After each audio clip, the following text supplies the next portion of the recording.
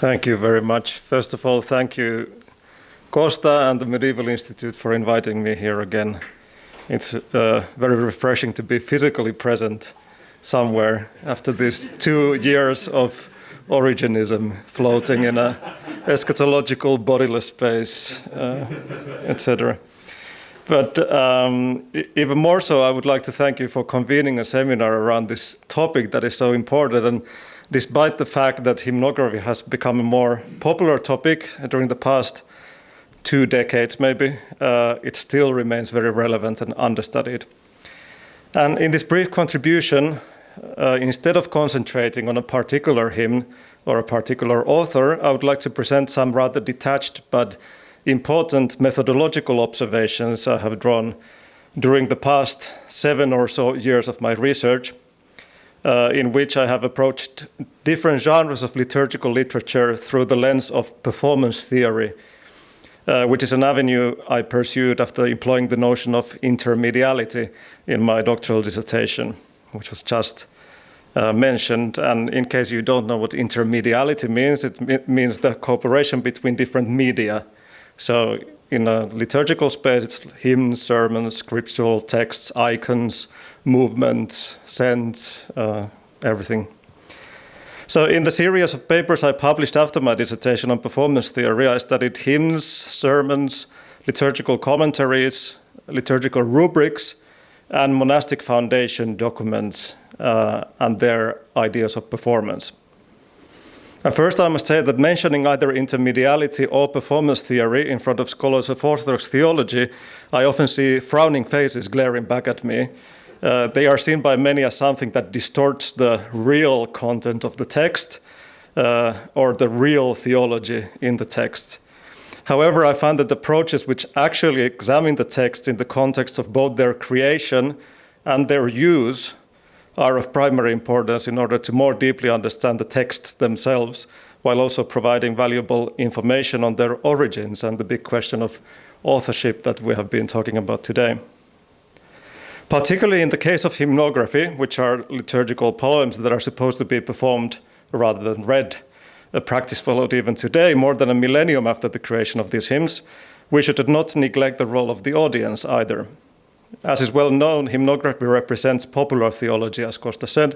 It's composed with a simple level of language, and it's much more simple than the often very complicated sermons.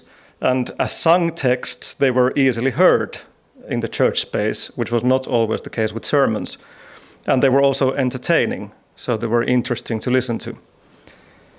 And as we know from sermons, people used to criticize and comment on the sermons and make noise, etc. But for hymns, they had another kind of respect. So it was kind of a more sacred genre inside the liturgy. So in other words, hymnography falls somewhere between what we nowadays call lived religion and elite theology. So it's composed by the elite, it's composed by churchmen, but on the other hand, it's intended for popular use and use throughout the empire and throughout times. But before continuing, it might be in order to say a few words about what I mean by performance. The English word performance has at least a double meaning. On one hand, we have an aesthetic performance, such as theater or concert performances, but we also have the meaning of performing an action in English, any kind of action. In the latter half of the 20th century, many fields within humanities began to broaden the notion of performance from staged aesthetic performances to a multitude of situations in human communication. And the basic qualities that can be examined in any form of performance, from play to rituals, are first the special orderings of time, second, the particular value attached to objects, third, the material non-productivity of the performance, and fourth, a set of rules. And all this applies to Orthodox liturgy very well. And all these performances also happen in a certain space that affects the functions of the performance, which is the church space. So when discussing hymnography in its liturgical performative context, we can make a particular distinction. It belongs to the category of aesthetic performance. as opposed to the examination of everyday actions as performance. In such a performance, the message communicated to the audience is conveyed through an ascetic mode of expression. The audience consists not of passive listeners, but rather takes part in a communicative exchange with the performers. So singing liturgical poetry is aesthetic communication, actually, for the faithful present in the liturgical space, as an integral part of a liturgical performance, which is composed in a liturgical language, understood only as a part of a liturgical hierarchy. Full understanding of liturgical poetry, according to the Byzantine mindset, also requires illumination. So there has to be a personal, spiritual process behind the whole performance as well. But what kind of information does this performative reading of hymns provide to us today? One aspect that I would like to point out is related to the nature of these texts as such in the performance context. A danger modern scholars face is to overinterpret the significance of particular theological expressions that play only a minor role in the poem itself. For example, in the Great Canon by Andrew of Crete, which is the biggest canon poem in the whole world, the Trinitarian and Mariological stanzas play an extremely minor role, and probably are even a later addition, and perhaps not even written by Andrew himself. And yet there is a whole study that has been dedicated to the dogmatic theology of these stanzas of the Great Canon, which I kind of criticize the whole existence of this book, to be honest. And as Kosta also has pointed out in his work, Middle Byzantine's hymnography is stylistically rather uniform, and therefore it is difficult to date hymns or identify their authors based on stylistic considerations. It's very difficult. This uniformity is not only stylistic or linguistic, but also thematic. The major genre of Byzantine hymnography, as we have heard today, is the canon, and it uses rather stereotypical expressions and theological formulas from one hymn to another and from one author to another. Century after century, but also feast after feast, day after day, the same typological images of Mary, for example, are present in the liturgical life. Some earlier scholars have treated the genre of the canon as something meditative or ascetical, in contrast to the dramatic and entertaining qualities of the kontakion, which is an earlier poetic genre or partly parallel. However, I think this view is partly lacking. First of all, there are several elements in canons that aim at involving the audience in the performance. The occasional use of refrains is one of these, but also the thematic formularity of these poems is one way to involve the audience. As Vesela Valjavicharska has noted regarding Middle Byzantine sermons, the use of the same typological images day after day, feast after feast, familiarized the faithful with them. So they were kind of a basic theological vocabulary they learned in the church. In this sense, their repetitiveness is perhaps not as meditative as it is simply pedagogical. Therefore, the statement by José Grostidier de Maton regarding the nature of canons, I quote him, "The author of canons does not care about teaching, proving, preaching, or convincing, but only about praying," end of quote, seems rather incorrect. I don't get this quote at all. Instead, repetition is a prominent element throughout the Byzantine liturgical tradition, and its role is to perpetuate memory. The repetitive poetic images of the canon, according to the patristic theory of the senses, make an imprint on the soul of the believer and guide him towards communication with God. And in order to make a lasting imprint, you need repetitions and repetitions and repetitions. And when the canon is performed, the stanzas are often repeated several times. At our monastery, the Easter canon, when it's sung on Easter night, we repeat each troparion 6 times. And we sing it every day. So during 1 week, you hear the same troparion 50 times. So, of course, you understand the theological message quite well. On the other hand, the same memorized expressions become feast-specific, which is one of the things we have to understand in the performance context. Despite the fact that the same formulas, for example, the typological images of Mary, are repeated day after day, when they are sung in the context of a certain feast day, they are naturally interpreted in the context of that feast. So, for example, when Mary is called the living temple, emsikosnaos in Greek, on any day, it generally refers to Christ dwelling in her. But when the same expression is sung on the feast day of the entrance, when we celebrate her dedication to God as a 3-year-old child in the Temple of Jerusalem, the typological relation of her with the actual temple building of Jerusalem becomes much more tangible. So we have to understand this too. That's what I meant about the over-interpretation. So we have to understand the context in which the particular expression is said.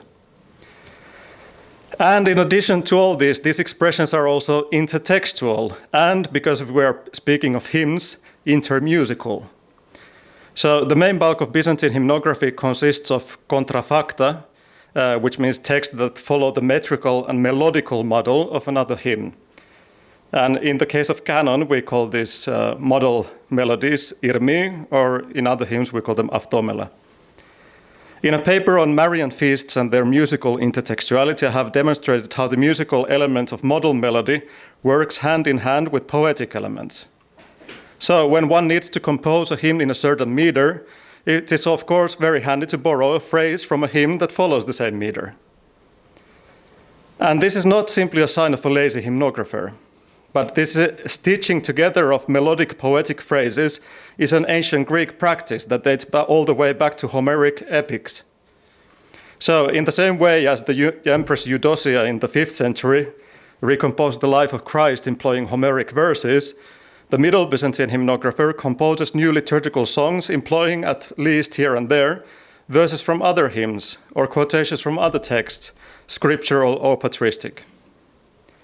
In canons, these quotations are often refrains borrowed from the biblical canticle behind the ode of the canon, and successively from the irmos, the model melody. And perhaps the use of these refrains happens in order to involve the audience in the performance. But there are also many cases when these phrases link feasts together. For example, there is such a connection between Marian feasts. They use the same model melodies and borrow phrases from the other Marian feasts. So when coupled with the same melodic line, the connection made must have been even stronger in the minds of the faithful. So you hear the same phrase sung in the same melody in different Marian feasts, for example. So hymns are aesthetic performed texts. And in a performance, there are certain roles, of course. A hymn is written beforehand by a hymnographer, sometimes musically composed by another composer or the hymnographer himself, and then performed by 2 soloists or choirs or even the laity, and heard by the faithful. And in this process, we can make a classical division of the so-called speakers of aesthetic communication.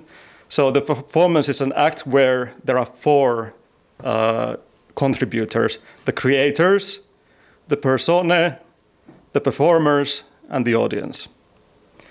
So first, the creator of the text. That's the hymnographer, who is not a romantic writer, working in isolation and expressing his own personal emotions and his personal ideas and theological agendas. Sometimes he does this, but very rarely. Instead, he composes his poetry in a communal setting, meant to express communal emotions and to educate the audience, including people who sing the hymn. They are also an audience. So writing of hymns is in part a public act, also attested to by the stitching and pastiching of earlier hymnographic material that I referred to earlier. So the setting in which hymns are performed also differs from that of the sermon. The canon is not composed de novo at the time of its first or subsequent performance, nor does the author aim at creating the illusion that it would be so. So this affects the way we should approach the question of authorship.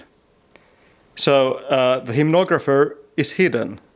He's never seen, he's never heard, as opposed to a sermon. The preacher is there personally. And even when we read old sermons liturgically, we say whose sermon it is. So it's much more personal and much more of an author than the hymnographer. So I think, regarding the question of authorship in hymns, in reality it is somewhat an obsession for modern scholars to find out this question of authorship, which is kind of completely irrelevant for the Byzantines. Not always. Again, these are general lines. There are exceptions. We should perhaps at some point also admit that we can never answer the question of authorship. I've heard tens of talks about, oh, this question of authorship is so difficult and it remains to be solved. And none of these presentations ever takes a step forward. So we're just like stating presentation of a presentation that this needs to be dealt with, but we have no idea how to deal with it. So the Byzantine hymnographer did not want to promote himself. Again, there are some exceptions. Which brings us to the second contributor of the performative communication, the persona. So the persona are people who exist within the aesthetic world of the text. So persona can be described in a narrative fashion. There are the people who are talked about in the text or who speak in the text. And of course, we can describe these people in a narrative fashion, but in Byzantine rhetoric, one of the strongest rhetorical devices was the use of ethopeia, which is the use of the voice of the person. So suddenly the preacher or the singer becomes the person and speaks with his voice. So therefore the personae often receive a voice of their own.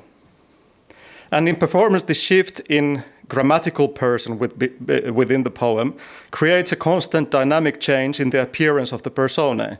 So when they are spoken of, when we describe these people, they are somehow hidden. They're kind of shadows. But when they speak, and when they are heard, and they are embodied in the person of the chanter, so the chanter becomes the person who speaks in front of the audience. And as Kosta also has pointed out in his work, the reason for using this method of ethopeia is to create a feeling of a concrete presence of the saints in the church space. And in the Middle Byzantine era, this must be coupled with icons and relics, which also have the same aim. They were both visual and tangible evidence of the actual presence of the saints. And the iconophile theologians also coupled this with the enunciated word. So in Greek rhetorical theory, we have these two terms, logos prophorikos and logos endiathetos. Logos prophorikos is the enunciated word. And that was, for the iconophile theologians, an icon of the logos endiathetos, the word of the mind. And there was an actual relationship of participation between these two. And the logos endiathetos, the word of the mind, participated in its object. So when somebody was thinking of a person, it was already real communication with this person, as it happens in the icons. So from here we come to the borderline of persona and performer. Even though the term channeling is more familiar to us from occultistic or New Age contexts, the Byzantine chanter becomes a channel for divine communication. When enunciating the logos prophorikos, the enunciated word, he becomes an icon of the character who is speaking. So I want to quote here an example from a canon for Lazarus Saturday written by Andrew of Crete. And in the 6th ode of the canon, there is a sudden ethopeia of Lazarus.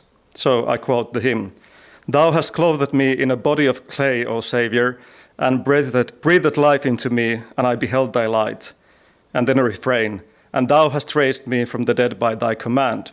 And the next stanza, "Thou hast breathed life into my flesh, O Saviour, when there was no breath within it. Thou hast bound it fast with bones and sinews, and thou hast raised me from the dead by thy command." Again, the same refrain. And here we must note some important matters. First of all, Lazarus speaks. In the Gospel, and as far as I know in the sermons, he remains quiet. He never ever says anything. Here, all of a sudden, he stands in the midst of the congregation speaking, and even without any introductory meta-text by the hymnographer, the hymn doesn't say that now Lazarus speaks, but all of a sudden, Lazarus starts speaking. And the second notable matter is that this happens in the 6th ode of the canon, which is based on the Canticle of Jonah.